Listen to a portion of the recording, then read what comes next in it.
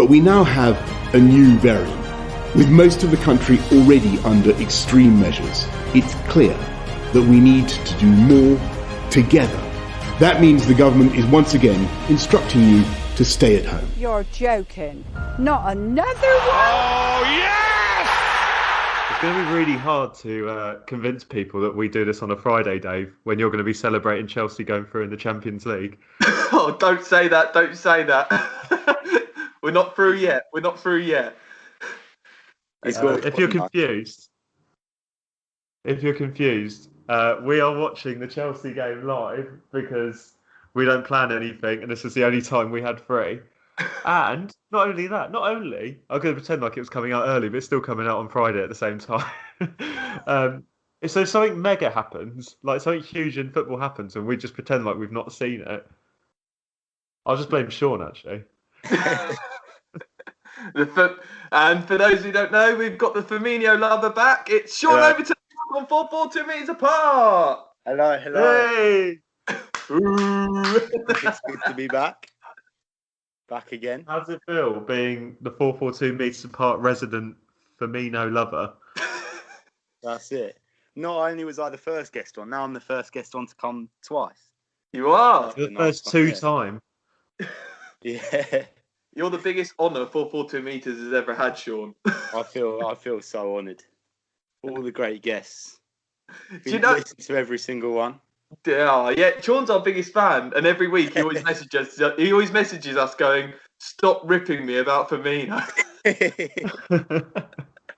I was saying the other day, it's gone. I think you mentioned it one week where you'd said that I'd previously said Firmino was like one of the best strikers in the Premier League. And then I was listening the next week and you were having a conversation and Firmino popped up again. But this time I'd said he was like one of the best players in the world. And I think next time you mention it will be that I said he's the best player in the universe. There we go. Sean said it. Firmino is the best player in the out of my mouth now, isn't it? Ballon d'Or winner. Where you say you said on it. Ballon d'Or winner, Bobby Firmino. Heard it here first. Well, it's been a bit of a crazy. I was listening back to because I put the podcast on our football group chat, Sean, just so people could have a listen. And I listened back to it just to see. I'll listen back to it again. And Liverpool are in such a different predicament to where they were when we did that podcast last, and that was only probably going back about 5 weeks. It was, yeah.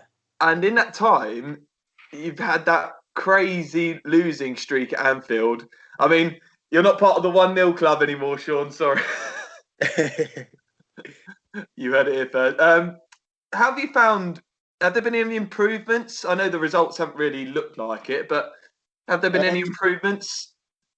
I think the last sort of 2 or 3 weeks there's been improvements. I think the two Leipzig games in Europe they were really encouraging performances that we were heading towards being back to our best. And I think the Arsenal game, winning 3-0 away at Arsenal, that was a fantastic game. That was beating Arsenal away the best we played this season. I know, but it was a solid performance, and I think that was possibly our best game this season.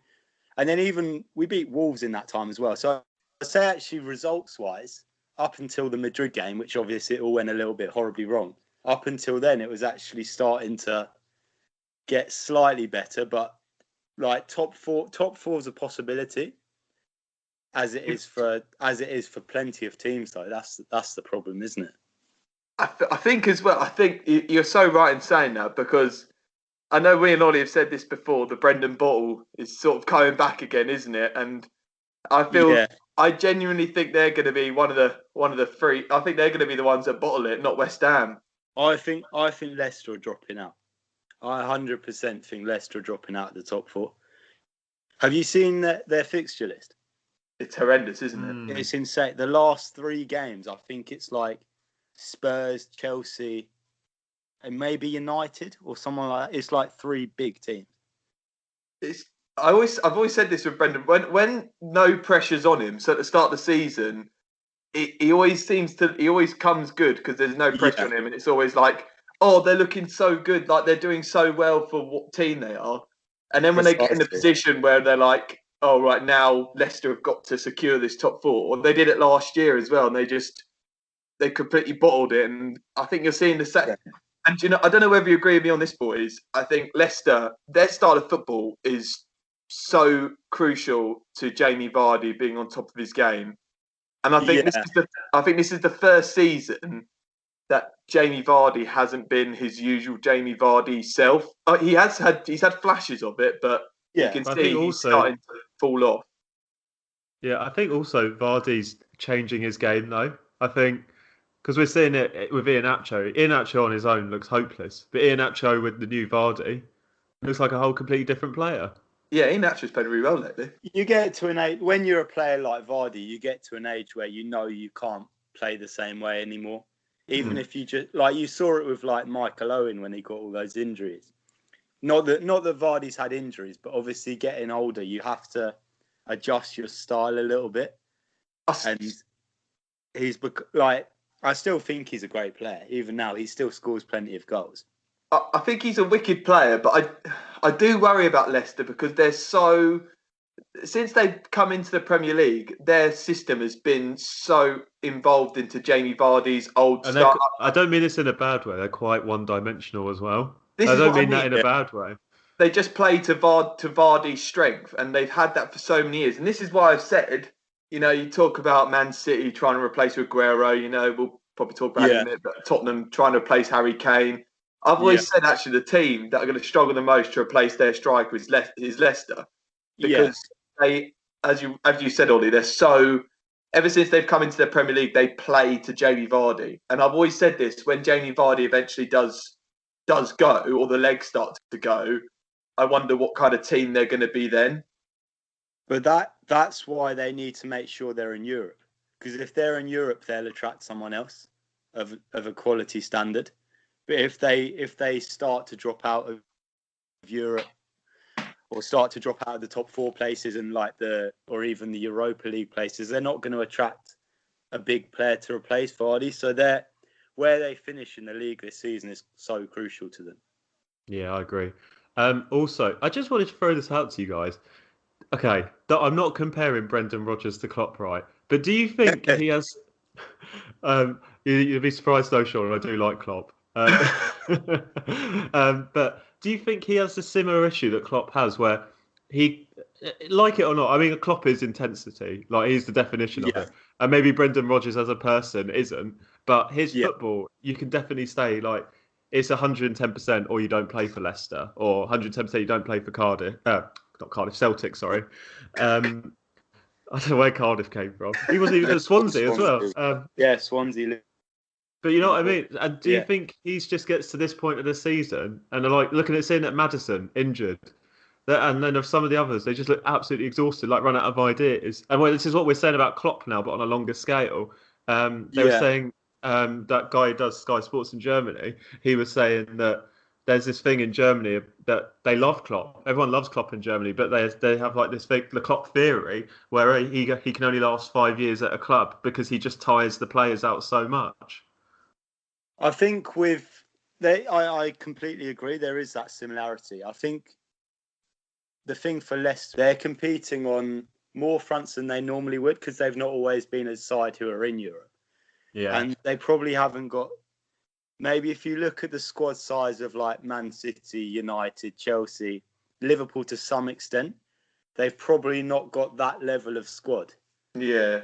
Which probably makes that harder for them to, I'm not surprised they get to this point in the season and their legs go a little bit. It is the quality of the player that I think. You're right, Sean. I mean, City are just a different animal anyway. Their second team challenge for the Premier League. They're that good. City have about seven world-class players who can play in the front three. Yeah, you're right. That's what I mean, and I think with Leicester, you look. Like when they're bringing players off the bench, like for example on Sunday when they played West Ham, they brought on that Ryan Thomas, and I know he's a young prospect, but you need to be bringing on a better caliber of player, don't you? And I think you are right, Sean. They do need that Champions League to bring through, then this is what Tottenham's problem's been for years. I said for years and years, Tottenham had the best 11 on the pitch. Like Tottenham's first team, I would have hand on heart said a few years ago was probably the best 11 in the whole Premier League. But the problem that Tottenham had is that Harry Kane would get injured, Llorente would come in. Son would get injured, Lamella would come in. You know, it's not that. You know, I know with Man City it's a different animal, but let's use Liverpool for example. I know centre back injuries you've had a lot, but if Mane gets injured, you can bring in Shaqiri. If Firmino gets injured, you can bring in Jota. It's that kind of thing that Leicester don't have. No one gets close to Firmino though. No, absolutely not. You are correct there, Ollie. But I think with Brendan Rodgers, I think it is a mentality, and I don't think it's. When I say this, I don't think it's necessarily a smugness or I'm a too good, but I think he sort of gets a bit carried away with the whole hype around him, and everyone goes, "Oh, Brendan Rodgers doing so well." And he's like, "Yeah, I am doing very well." And then all of a sudden, you know, you switch off in this league for a minute. That mentality, and there's so many good teams. Result. Well, it's even like it's that classic saying, isn't it? You over in Spanish leagues and French leagues and German leagues, Bayern Munich can go against a lower team and put out their reserve team and probably still win. Yeah. You know, big clubs can't. You can't go to a Burnley or a Brighton on a Monday night and think, "Oh, we'll rest about 6-7 players," because they're banana skins, aren't they? We tried that at home to Fulham this year, and it came back to haunt us completely. Yeah, you just completely can't do that in the English league. Like all the teams are just too good to be able to. You can't rest for a minute. You're absolutely right. And to be honest, there's 7 or 8 teams. Probably you'd still say there's 7 or 8 teams going for the European places. So every point you drop is a big issue when you think of it like that way. Who do you think, Sean, and then Ollie, who afterwards? Who do you think are the teams that are in serious contention for this Champions League? I think there's 2. I think Man United have secured it now. I think, if we're being honest. Oh yeah, easily. I think. So there's 2 spots left. Who are the teams that are going to be fighting for those 2 spots, do you think, seriously? So I think I personally, with Leicester's fixture list and the fact I think they're dropping off, I wouldn't rule them out, but at the same point, if I was a betting man, I don't think they will be getting top 4. So I think I'd be saying it's between Chelsea, West Ham and Liverpool. Yeah, I'd agree. Ollie? You agree? There's just something in me that I think West Ham are going to be in the race, but I feel there's going to be a big banana skin. Do you know it's happened so many times with teams, like especially the one that comes to mind is that Newcastle one a couple of years, well, more than a couple of years ago, almost a decade ago now, where on all they'd do like I remember everyone who was going for that final 4th place was losing on the final day of the season. And it's like, well, we don't want to play in the Champions League. But again, on the other hand, for Newcastle at that point, playing in Europa League didn't seem too bad either. Like, it was disappointing they didn't get it, but especially with Pardew on that 8-year deal, nothing could go wrong. That only would have run out this year. I think West Ham. I think it's hard to ignore West Ham though, because it's one of those things. It's like you look at it and think, oh, at some point they'll drop off, or at some point they'll get injuries and start dropping. Like there's 7 games to go now, and they're still going strong. They haven't dropped off. I think so you've got to take them seriously to an extent. Do you know what I mean? I think West Ham are the most settled team in that race. That they haven't. I know Declan Rice is injured, and I know Antonio's out for a little bit as well.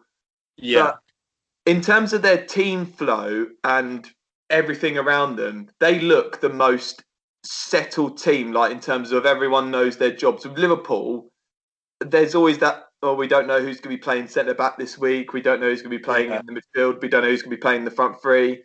I think with Chelsea as well, because I mean, we'll find out later on after this week. But we could still be fighting on all fronts. So our squad rotation is all over the place. Like we won't have the same team out every game now for the rest of the season because we've got Champions League in the week, we've got Premier League, then we've got FA Cup potentially. And with West Ham, they'd literally just got the Premier League to focus on. So in terms of a settled team, they can just put their strongest team out every game. And I don't care what anyone says, when you've got a player like Jesse Lingard playing as good as he is at the moment, I think they've got every... Personally, I think if someone was to say to me, put money on who's gonna get that spot, West Ham or Leicester, I'd go West Ham. I really would. Yeah, I would as well. I just see bananas because they've now 3 games in a row scored 3 goals and almost buggered it up every time. I'm just worried that I want West Ham to get in the Champions League. I really do, but I just see out of anyone hitting a banana skin, I think it's going to be them at a crucial time, especially with games like they've got to play. It sounds ridiculous, but they've got to play West Brom, Brighton. They've got to play Burnley and Newcastle. How many more banana skins do you want? Do you know what I mean? Favourable fixtures, though. Teams fighting for their lives, though, isn't it? Yeah, that's and the thing is, I think I would rather, if I was them, knowing their form, I would rather play against teams like Wolves and Leicester because I think Moisey gets them so up for these games. Look at it. I know they lost, but that game against City, they were brilliant. Mm-hmm. Yeah, United actually they were pretty good. It's crunch time now, though, isn't it? We'll see in the next sort of 3 or 4 weeks whether West Ham are ready for the battle, whether not just have the ability, but whether they have the mentality to deal with this pressure of, obviously they've been performing all season, but now it really comes to it, right, this is like now or never. Can you get that top 4? We'll really see what they're about, I think. But it's great to see them doing so well. But it's going to be really interesting now. I would absolutely love to see West Ham fans trying to find pie and mash in Slovenia. Actually, do you think that they've benefited from not having any fans in the stadium? I think they have. Oh, 100%. It's the most I don't mean it. I really like West Ham, but I think it is such a toxic place, unfortunately. And I don't think it's so much the fans. I think it's more the stadium and the fact there's now more on the staff. Not the staff, sorry, like the owners and Karen Brady and this bloody porn actress who's taken some shares as well. Do you know what I mean? Is on the board. Yeah, quite possibly. I genuinely think they have. It could have an impact, and it could have negatively impacted the teams they're directly up against, fighting for those positions as well, like the likes of Liverpool and Chelsea.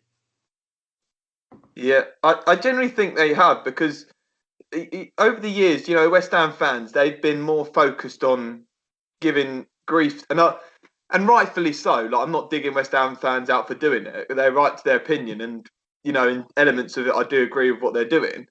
But they've been so focused on giving grief to the owners that they've almost, and I'm not saying it in a negative way, but they've almost neglected the team in that sense and put unnecessary pressure on the team. And now this season, West Ham have been in relegation battles for years and years and years. And the one season that the fans aren't there shouting songs at the owners, they're up there at the top. I do think as well for the first time in years, they haven't just picked players who have got egos or big reputations. They've gone for players that are fighting for that badge. They really have. Like, how many years, Ollie, have we been chatting about Antonio and saying, why don't West Ham just play him up front and just wasting money on Hallers and Yarmolenko? Not Yarmolenko's. What's his name? Dimitri Payet. Yeah, and Arnautovic. Players like that. Terrible attitude. Yeah. Like, they've gone and that Souček's been absolutely brilliant. And I think the most underrated player of the season, that's Soufal. He's been as good as anyone this season. And obviously Lingardini has come in and made a big difference. Would you put him in the England squad, Sean? Would you put him in the England squad? I would. plays like this for the next 7 games, then yeah, absolutely. I think you can't really ignore him if he stays in this form. I don't know how you put him in over Eric Dyer, though. Oh, that's a very good point. But yeah, I don't think you realise how important Eric Dyer is to the England team. Honestly, he's there every time. What a player. I think as well. What's so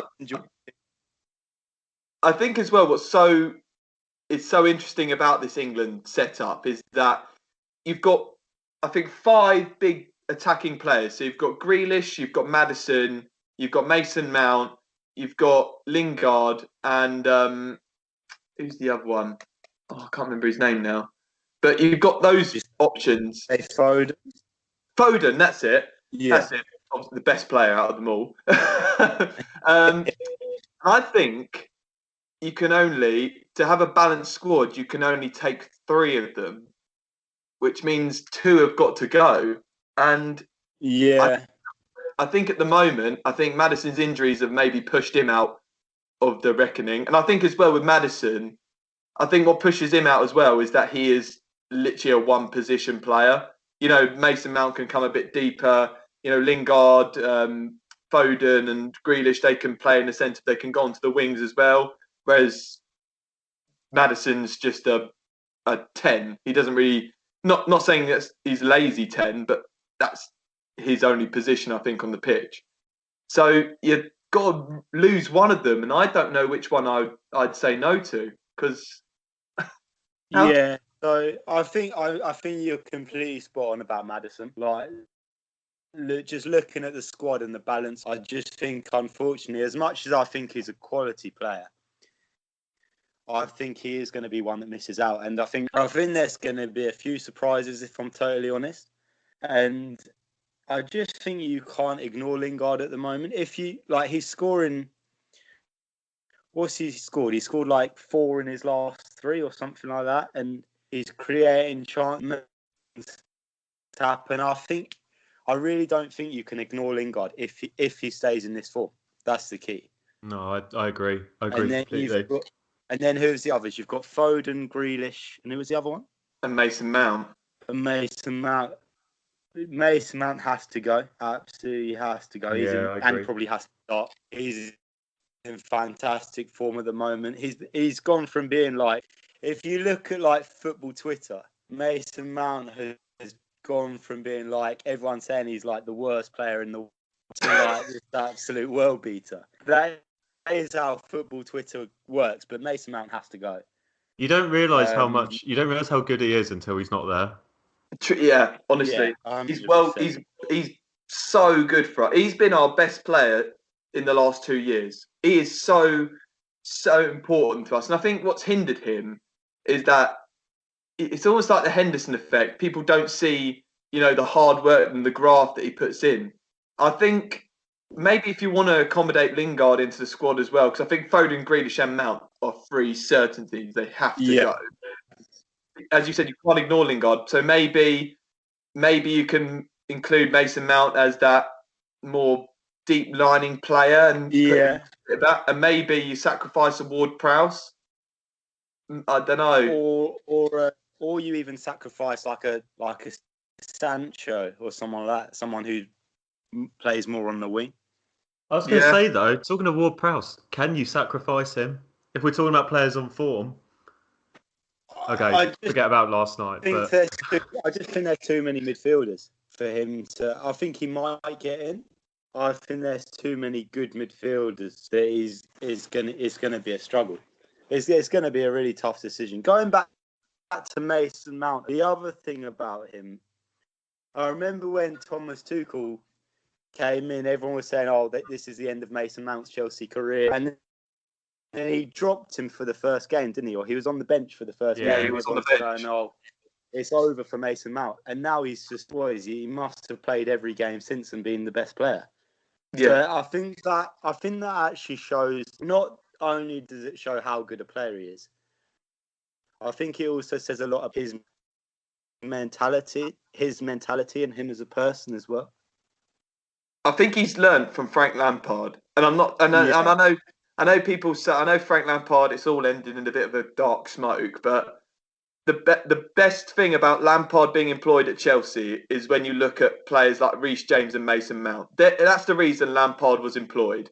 And if people look back at Lampard's legacy and go failure, but when you look at what Mason Mount's done for Chelsea, when you look at what Reece James has done for Chelsea, and when you think those two players are going to be really crucial for England as well, that is why Lampard was employed to do the job. And it was worth having Lampard for that season just to have the quality of him there. But I think he's learned so much from Frank Lampard because, let's be honest here, Lampard wasn't a sexy footballer. He wasn't the most technically gifted footballer. I don't know.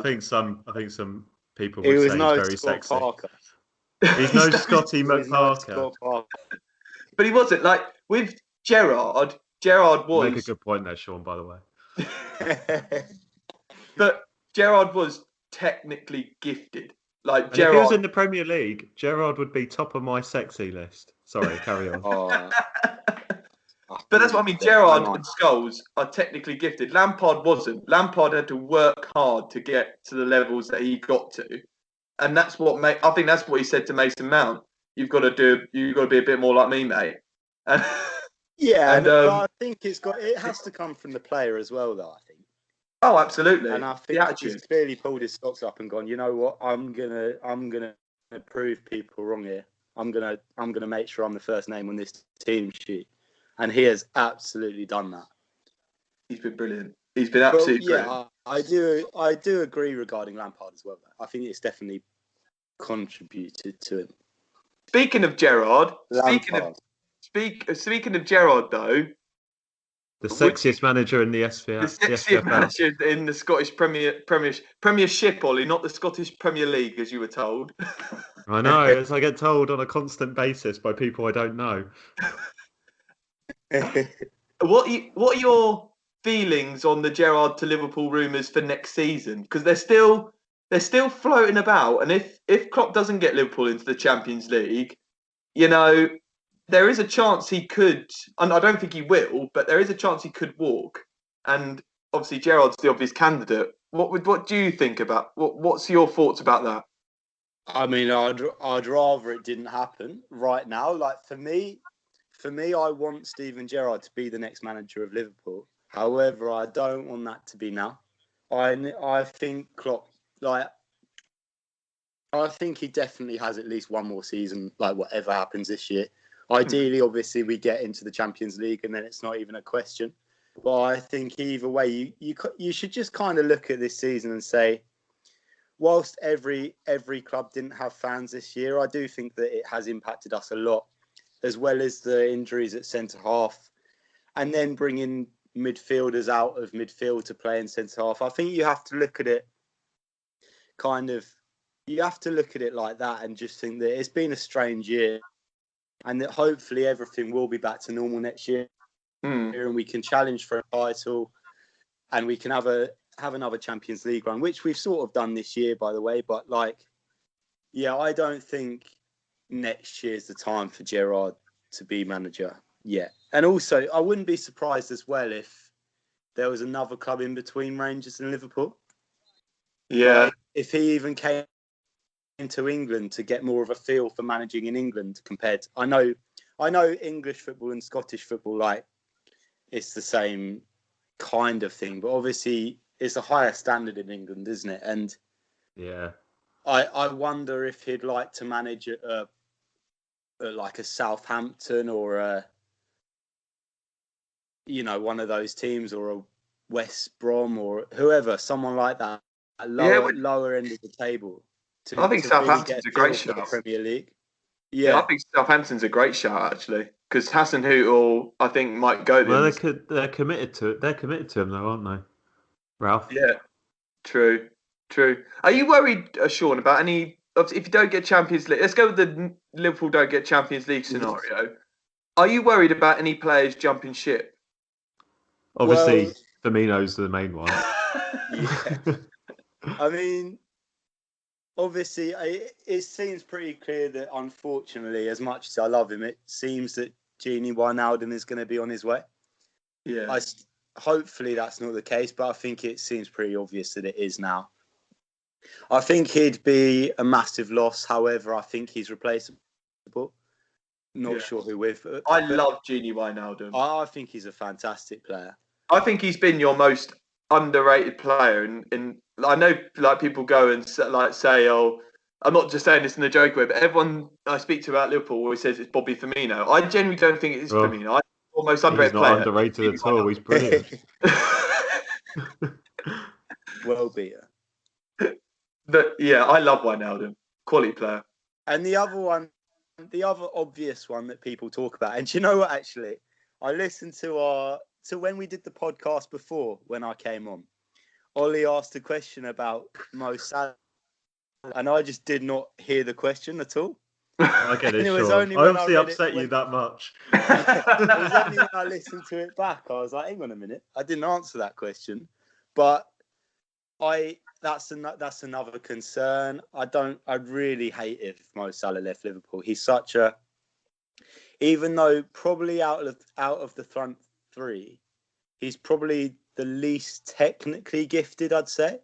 But in terms of being a threat and a goal scorer and an assist maker, he's so important. Because if you take, like we're struggling to get top four anyway this year. What happens if you take Mo Salah's goals out of them? Oh mate, unbelievable! He's so important in that sense, and the goals he scored in previous years. In a front three, or like three of the most charismatic players in the league, and then you add Jota as well, who's just like flourished. To have Mo Salah's charisma, like to be top of that list of players, I don't think there's anyone who's got more charisma in the league than him. And I mean, me and David sit there every year and go, God, he's just such a wonderful footballer. Like, yeah, it's just maybe because he doesn't do many flashy skills or whatever. But I just love he could put a ball anywhere in a net. But also the thing that's bizarre to me, like I don't see any inkling that he wants to leave. I just see it's any time the media bring it up, he always replies on Instagram with like a smiling face and like him in a Liverpool shirt or something. Do you know what I mean? That doesn't seem like someone who's going to leave. It just seems like the bloody Mirror and the Sun just love saying, well, Mo Salah's going to Real Madrid. I know. They've told me. I think what doesn't help him as well is when he has these interviews, there's always a little bit of like a slight confusion with the translation as well. So he says the odd thing which makes people think, oh, he wants to leave. But actually, it's his way of saying he's happy. But I think also because like obviously British, we're all very sarcastic. But I think especially the media as well. I know they're trying to get a story. I think they forget that other countries and other languages have their own form of like sarcasm, and it just that's it, yeah. And anything Mo Salah says, and it's the same with Pogba as well. Anything they say, where they're going, they're gone. They're going to both be playing Real Madrid next season. When Mo Salah could stay the rest of his career, go down as one of Liverpool's best ever players.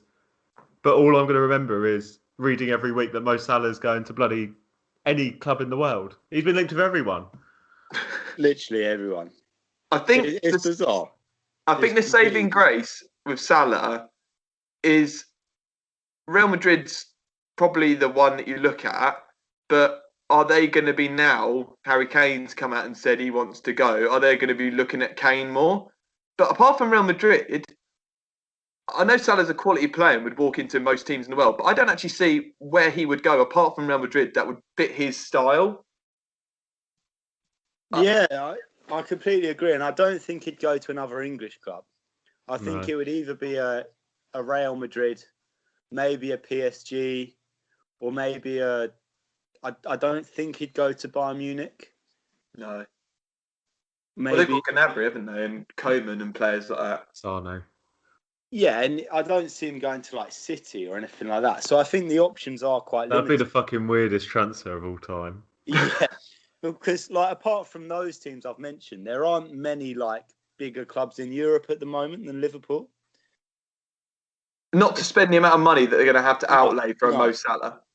And then if you look at Real Madrid as well, they're also linked with Mbappe as well, aren't they? If he doesn't end up in Liverpool. Yeah, I don't think Salah's going to go anywhere. I don't because I don't think I don't think so. I think because he loves Liverpool, and also I think He's I think. idolised at Liverpool as well. He's completely idolised. Oh my gosh, yeah, and I think as Do you know well. one of the most ridiculous things I heard last year was when Gary Neville went, well, they obviously don't like Salah anymore. They're not singing his song as much. Oh, I didn't know the amount of times he sang his song. So does that mean, if I sing your name once a day, does that mean I love you a lot? Super day. Oh. Sorry, carry on. No, you carry on. I was having a great time. This song now. I was loving it. But I think I'll do it in the outro. I think as well. I think there's so many other big name players that are scouting for moves. I don't think Salah would really put himself in the market at the moment because I mean the two obvious ones are Haaland and Kane, and well Harry Kane is. I don't know if Mbappe. Do you know what? I can see Mbappe staying at PSG for the rest of his career. I really can. I don't think he's. Yeah, he's good at these now. Yeah. We're gonna wake up tomorrow that he's agreed deal with Real Madrid. They're gonna buy Choupo-Moting back. Well, imagine having to be his replacement. Poor Mbappe. But because when you think about it, I think he wants to win it with PSG, the Champions League with PSG. He's won the World Cup. He's won the league over there. He's won every cup. So once he's won the Champions League, imagine if they win the Champions League this year. He's done everything by the time he was 21. What? But then wouldn't that mean if he's won everything with PSG, wouldn't that then mean that he wants to go and win everything with someone else? But then we were saying this last week with PSG. We were saying last week, like the next step for PSG is obviously winning the Champions League. But then we said, well, after that, it's winning it and then defending it. So there's always going to be that. This is what annoys me about when players win and teams win a Champions League. They can't just enjoy it and go, wow, what an achievement. It's always, well, the next thing is you got to defend it. And then, well, this team's rubbish because they've never defended it. It's like, they just won the best tournament in the world. Yeah. I just think at some point, he may be there for another 2-3 years. I think he'll want to do something else in his career. I think he'll want to do the Premier League or La Liga, something like that. I just think he'll want to. I can't ever imagine him in the Premier League. I just don't. I don't think it will suit him at all, and I think he's smart enough to know that. Do you know what I mean? I don't mean that in a bad way. It's going to be funny come the summer, isn't it? When Jurgen Klopp announces his new signing. He's going to be turning out for Steven Gerrard at Southampton. Don't you think Mbappe? He's going to be a brilliant last 20 minutes replacement for Firmino. Is he going to Southampton as well? Don't you think Mbappe's been Messi priced though? I mean, we're talking about Harry Kane for 150 million and a Haaland for 150 million. Two players. Stevens 500,000. But who is actually going to afford a Kylian Mbappe? Because he's going to be at least 300 million. Who is actually going? We've just had new owners, Dave. Alan Pace, get your checkbook out. Crikey, imagine that. I love the way we get new owners and they still can't afford that many players. So unless he runs down his contract, which a club like PSG are never going to allow him to do, no, I can't see a club buying him. Who can afford? I know PSG were the ones that went and splashed out the big money for Neymar, but who can actually afford that amount of money? Especially in a COVID new world now. I tell you what, the thing that I think the same thing that's happening to Barcelona at the moment, where they're under all this investigation and things, it's going to happen to PSG in a few years, and it's going to come back and bite them big time. Really. It doesn't matter how much money your company has in the bank. You're not bloody. Look, City even found it out for a little bit. You're not safe. No, exactly. Well, let's talk a bit about Harry Kane, because obviously the big news came out this week that Harry Kane has said that if Tottenham don't get a Champions League football, he wants to go. So let's translate that then. Harry Kane is leaving Tottenham Hotspur. Well, yeah, exactly. But Sean, where is Harry Kane going to go? So he's getting one of those voucher holidays or something. Or where should he go? Where should he go? Not necessarily where is he going to go. Where should Harry Kane go? I mean, like there's a few obvious candidates, aren't there? Real Madrid is again one of them, as we've just mentioned. Manchester City is an interesting one because obviously with Aguero leaving, I don't think Jesus is good enough to be an Aguero I tell you replacement. what, I thought Jesus has now he's taken more of a centre front role, like properly. I think he's looked a lot better. And Yeah. I think Jesus. I can't believe you've just said that, Ollie. I know. I'm gonna have to sit down. But do you really think he's going to be starting up front for Man City, a team who are looking to win Champions Leagues? Surely not. I Surely don't not. He is. He bloody is. He is at the moment, but that's because they've got an aging 32-year-old striker who's getting a lot of injuries. I can't see Jesus being the man. I can't see. I think they're going to come in for Kane. I really they're the do. favourites, aren't they? Unless they look to go with this kind of front three without playing a striker, and they just forget that strikers even exist, which they've done at times this year, and it still worked for them. Well, they've got the players to be able to do that. It's just whether they see that as a long-term fix, or whether they were just doing that because Aguero was injured and they didn't feel Jesus was good enough. I'm not sure it's actually something they're looking to do long-term. No. I think any big team needs a striker, don't they? Needs a front man. I think Harry Kane could be that final piece in that Man City quest for the Champions League puzzle. I completely agree. I really do, because I don't think United for him personally, and the reason I don't think United is because I know they're a better team than Tottenham at the moment, but Harry Kane's come out and said he wants to go. He wants to leave, the club that he loves because he wants to win things. I don't think, even if they get Harry Kane, I still think United have got a lot more work to do to win the two big trophies, which is the league and the Champions League. And I know you had Harry Kane's goals to it. Maybe they'll be up for a push, but I still don't think that. I still think there's just as much of a risk of him not winning anything there as there is at Tottenham. I think the only reason big players go to United is if they're being maxed out by their own clubs, because United seem the only ones to be silly enough to pay these big prices. Well, yeah, and I think, and I genuinely believe this. I think whoever buys Harry Kane, I think if City buy Harry Kane, I think if Real Madrid buy Harry Kane, I think if PSG buy Harry Kane, I think they win the Champions League. Burnley? Yeah. He can sit on the bench for Ashley Barnes and Wood. Alongside Dale. But if you were a Manchester City though, and you had the choice of Haaland or Kane, surely you're going Haaland. Just because I love Haaland. I'd go Harry Kane. I'd go Haaland. I think they would go Haaland. Well, he's teasing it, isn't he, Haaland? He was teasing it the whole time he was there. I think he'll either end up Manchester City or Real Madrid. I think it could well be that one of the two goes to Real Madrid, and whichever way round it is, the other one will go to Manchester City. Yeah. I think it could end up that way.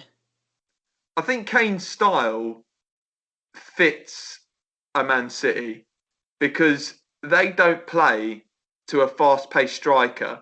And I think that's Harry Kane. The benefit of having... And this is why I'd personally go for Harry Kane. I'm going to try and sway you in the argument over Kane over Haaland. You know what? You already are starting to. Yeah. Because Harry Kane's game doesn't rely on his pace. It relies on him just being in the box or taking long shots. That's the way City play, to be honest. And Aguero, in his prime, used to play. He was a box striker or he'd hit it from outside the box. Is that a goal? Oh, no. And I think with the way that he can play, because he doesn't rely on his legs, I think he could go on for another 8-9 years at the top of his game. I really do think he can. I just imagined him crawling. I don't know why. and we also, to finalise my argument as why I'd go Harry Kane, I don't think he would, but there's that risk that, and I've witnessed this season from Timo Werner, there is that risk of him coming to the Premier League and not being able to handle the pace of the Premier League, and then you've outlaid a heck of a lot of money for a flop. Whereas if you get Harry Kane in the Premier League, you know Harry Kane is going to come in and score you 25 to 30 goals. And it reminds me so much of when Man United signed Van Persie.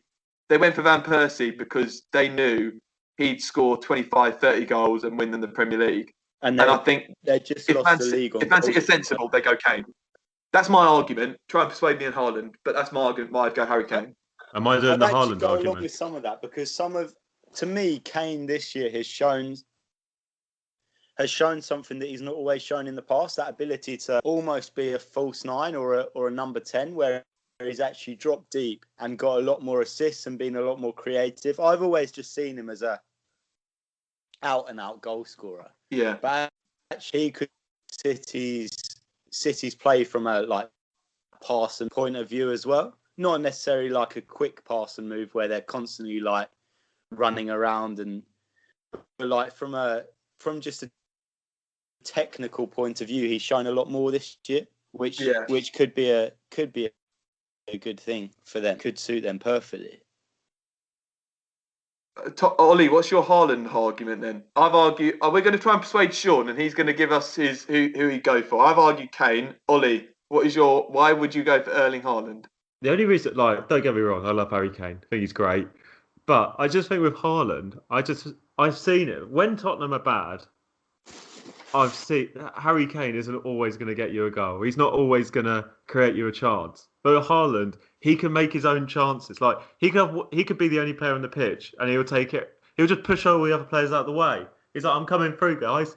Whereas you talk about Werner, you talk about these other players that have come to the Premier League. They don't have his strength and speed. And I think obviously Werner was having a lot of chances made for him against a weaker opposition, I suppose you could say.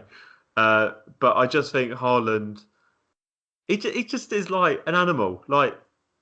If I'd scored a goal for Dortmund and I saw Haaland coming running to me to celebrate, I'd run the other bloody way. Something would just take me out.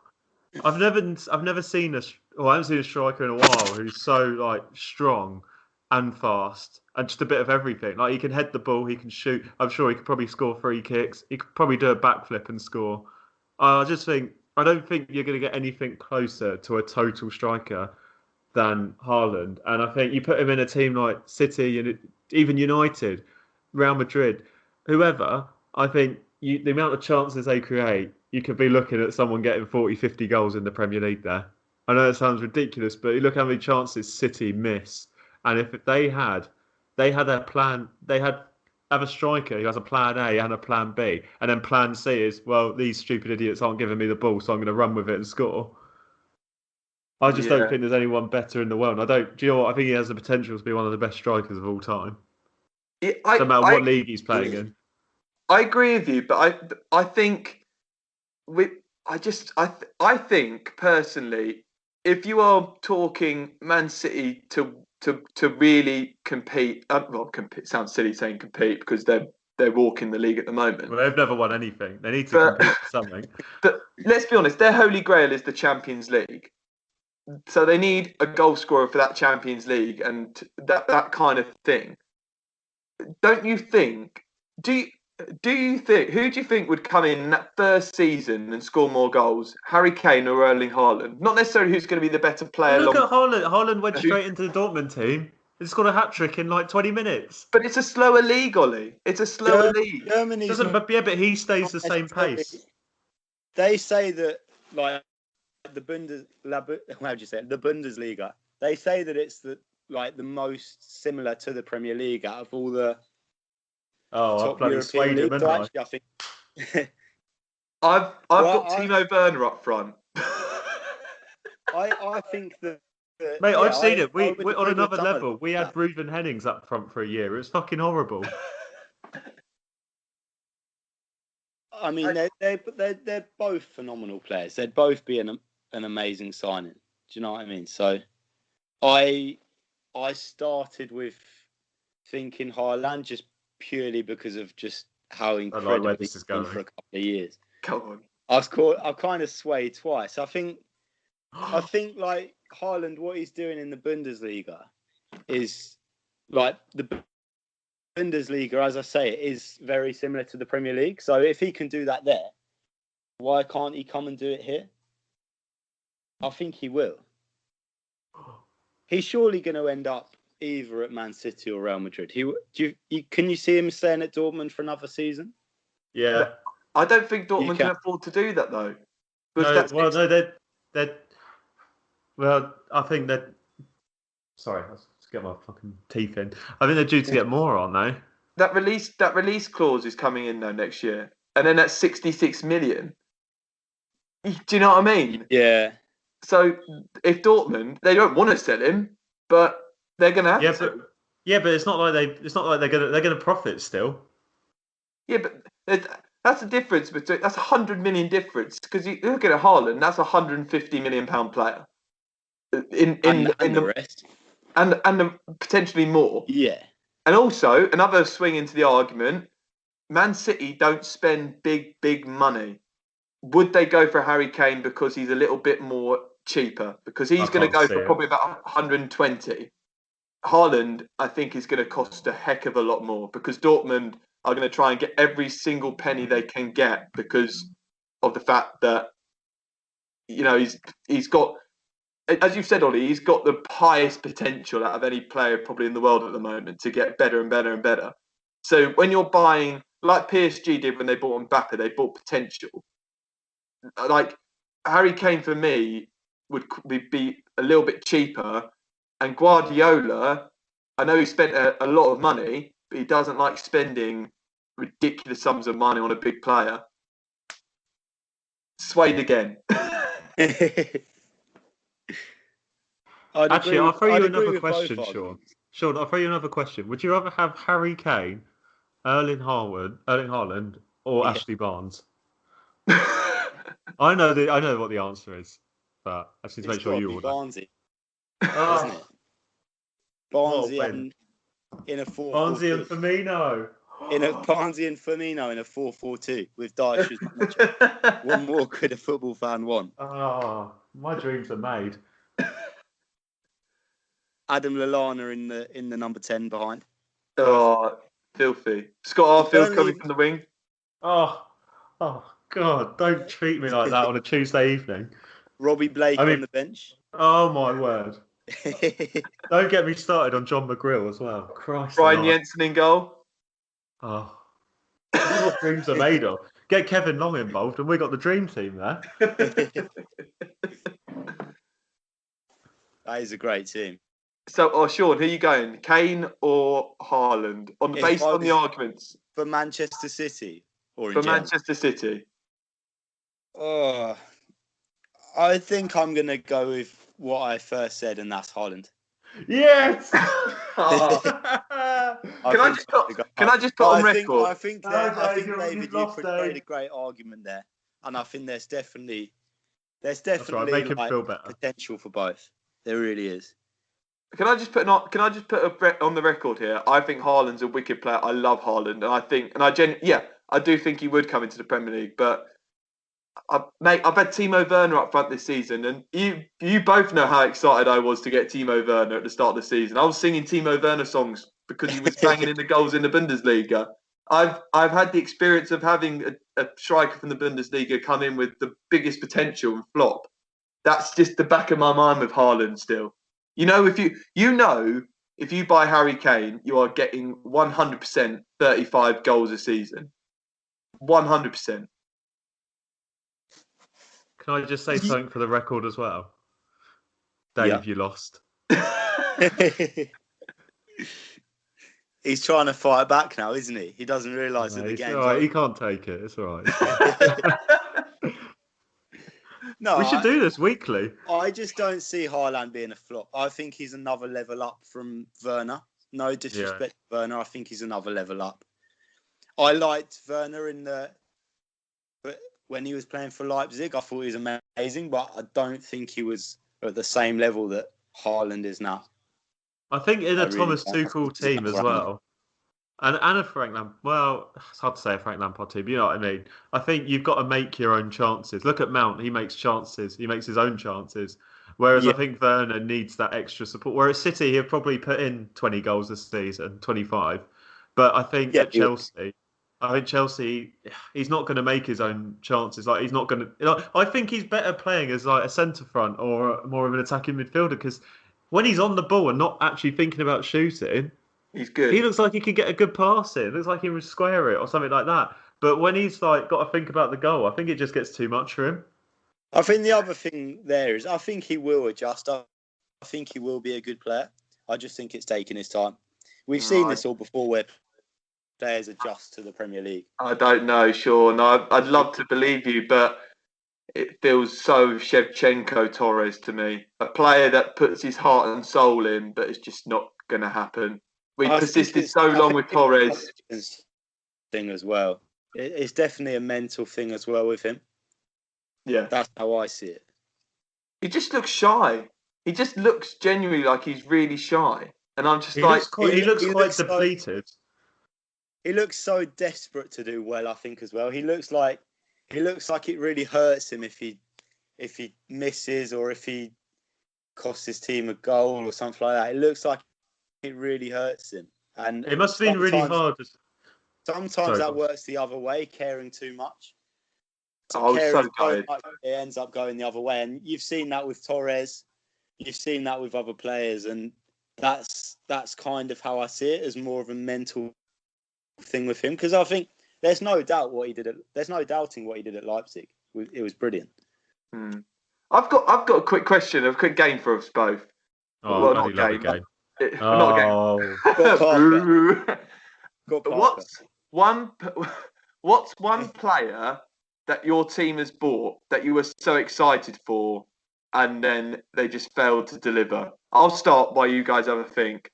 And for me, it has to be Fernando Torres. For me, I was so happy when we got Torres. Like, not just because of to piss Liverpool fans off at the same time, but all right. Yeah, but no, but at the time I was like, we bought a world class. We bought at the time the best striker in the world. I was so excited, and seeing him holding the blue kit, I was like, oh, this is amazing. I was still at school at the time, and I was on the computer like all deadline day, like cheekily on the computer going, just checking.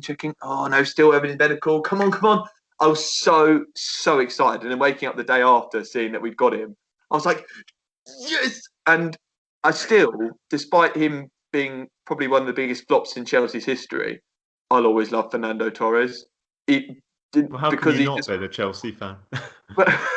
but he just put his heart and soul into playing. It's just, it never came to the potential that we all thought. We thought we were getting, a 30-goal season striker, and it just never happened. And it never happened, did it?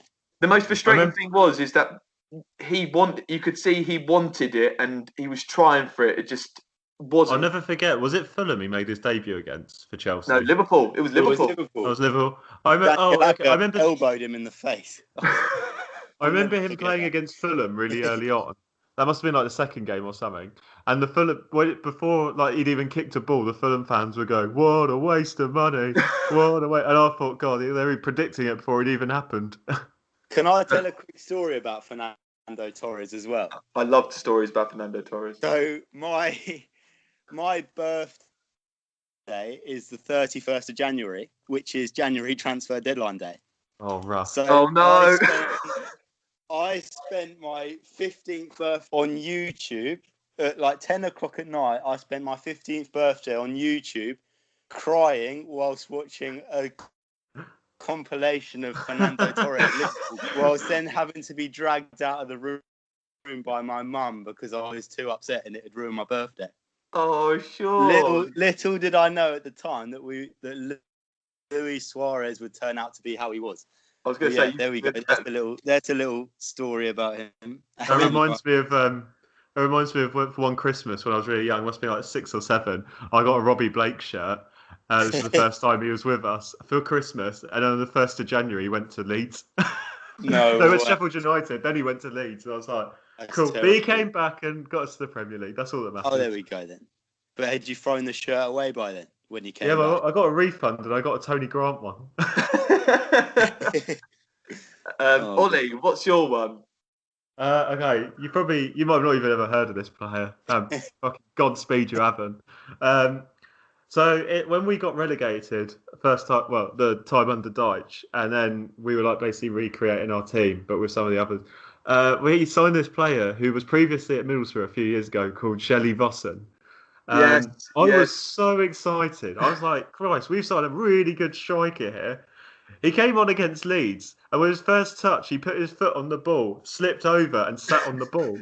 And I thought, well, this is going to go well. And then the next game, he had open goal, and he fucking kicked his own ankle and fell over. And then I know he only played 3 games for us, but we sold him in the same transfer window for more money. And You this sold him guy, in the same transfer window. and this guy, he went to Genk or Bruges, I can't remember. And he went there. He won the league, the same season we won the league. And he put this tweet on saying, "Well done, both my teams won the league." I was like, "You did nothing, Jelly. You did nothing to this team." Reuben Henning scored 1 more goal than you that season. It was absolutely awful. I was so excited. I was so ready to get Vossen on the. David knows how quick I am to get players' names on the back of my shirt. Yeah, you I are. had a fucking Lucas Jukovic one just because his name was really long, and he didn't even score a goal for us.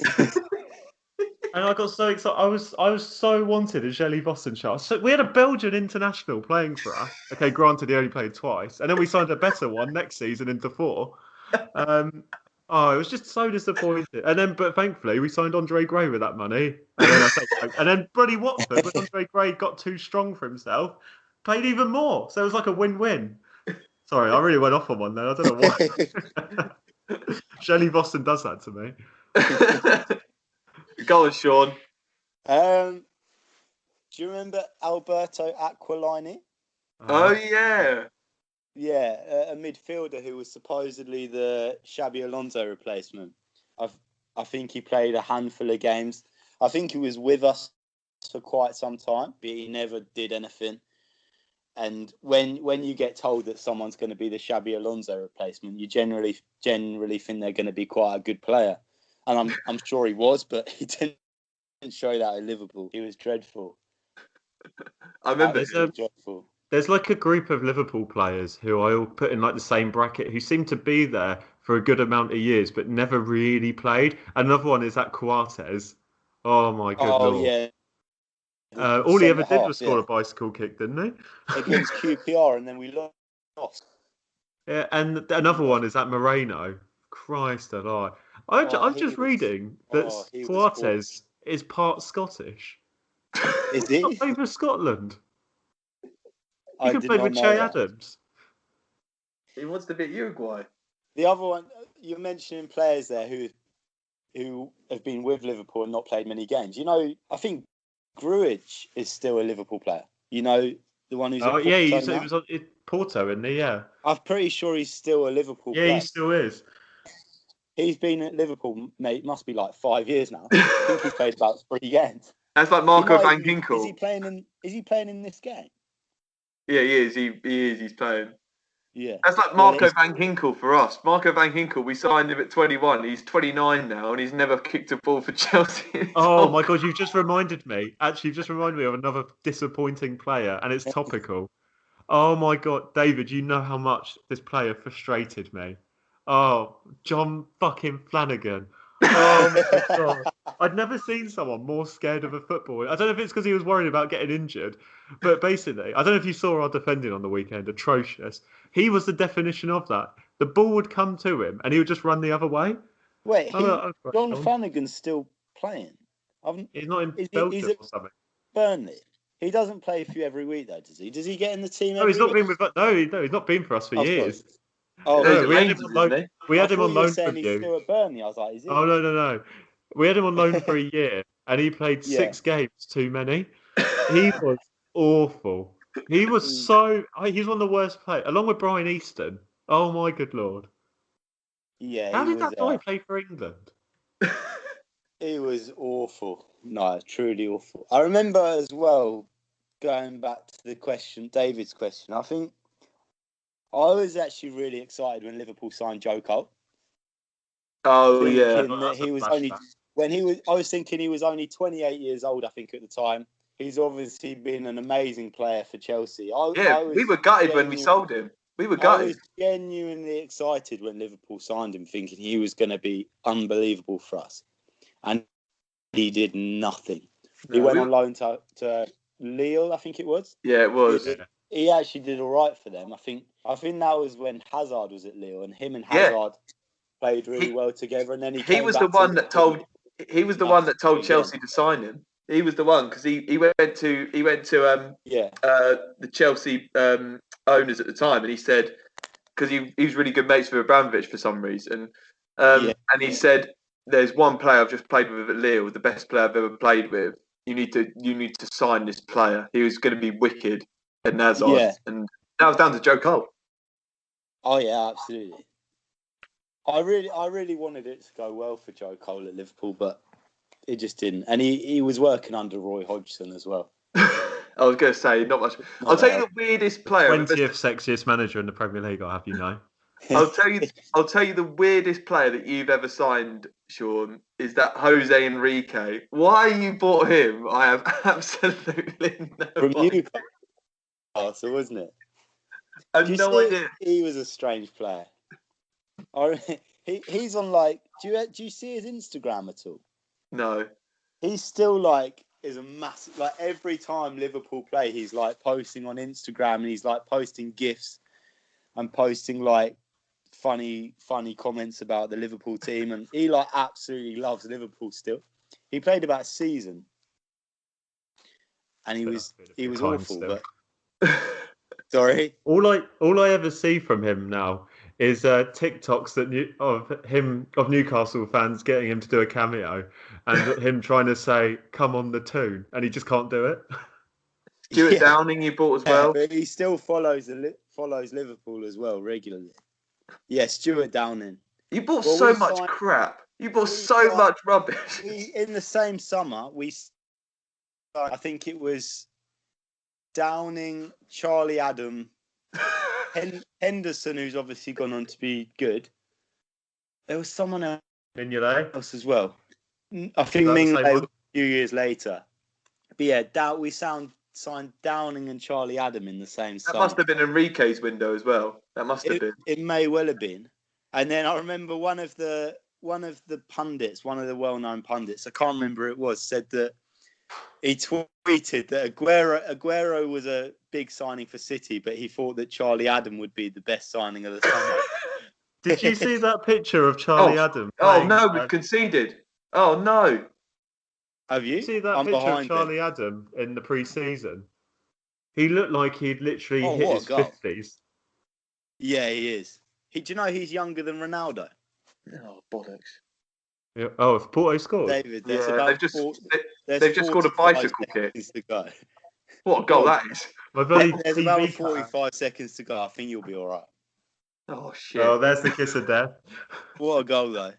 That is an unbelievable goal. That is a great... It's such a shame that goal is going to mean nothing. I know.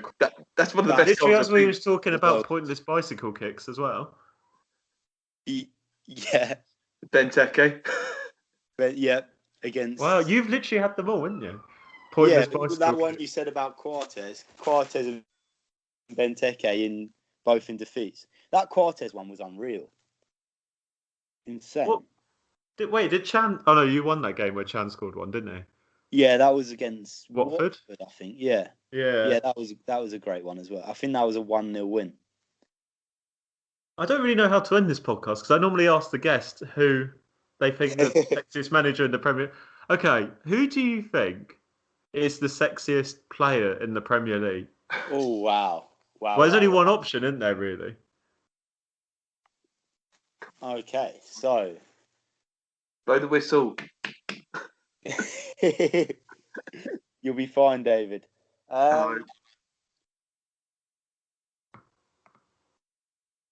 Can I go?